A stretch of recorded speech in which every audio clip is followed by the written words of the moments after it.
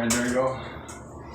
Hey guys, we're here putting the new faucet, the new shower head for the shower. Since last time we had the normal one, but this is the one they wanted. It looks nice. And I already tightened this one up. Everything's good, everything's in. So I just want to test that everything's not leaking, everything's running smooth. So here we go.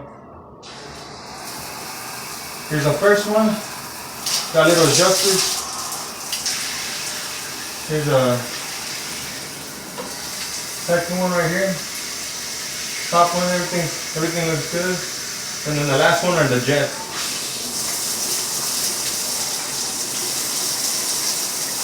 So everything's running pretty smooth, and hope you guys like the video. Leave a like, leave a comment. I'll see you guys in the next video. Catch you later. Thank you.